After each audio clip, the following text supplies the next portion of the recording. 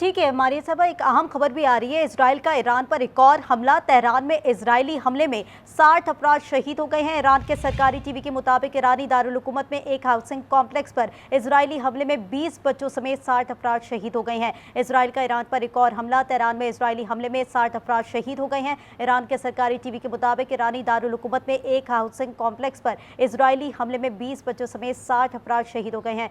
मारिया साहबा, एक और इजराइल ने हमला कर दिया है ईरान पर, और जिसमें नुकसानात भी हुआ है जानी। और जिस तरीके से हम बात कर रहे थे कि इजराइल जो है इस वक्त रुकने को वो भी तैयार नहीं है, और ईरान की जानिब से हम देख रहे हैं कि वो भी रुकने को तैयार नहीं है। इस तरह से किस हद तक हम खित्ते की कशीदगी को देख रहे हैं बढ़ता हुआ?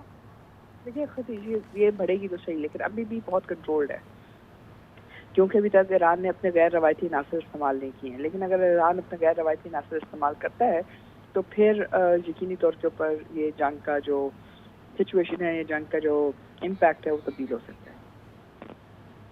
ठीक मारिया साहब, एक सवाल आपसे ये भी करना चाहूँगी। जिस तरह से आपने कहा कि ठीक है ईरान को अब मज़ीद जो है वो अपनी पोटेंशियल दिखाना होगी, पावर्स दिखाना होगी, लेकिन दूसरी जानब हम ये भी बात करते हैं कि ईरान के पास जो है वो वसाइल कम है, चीज़ें कम हैं, और जिस तरह से आइसोलेटेड मुल्क है उसके बनिस्बत हम तमाम तर चीज़ें कैसे देख रहे हैं कि इजराइल से मुकाबला ईरान के लिए कितना आसान होगा?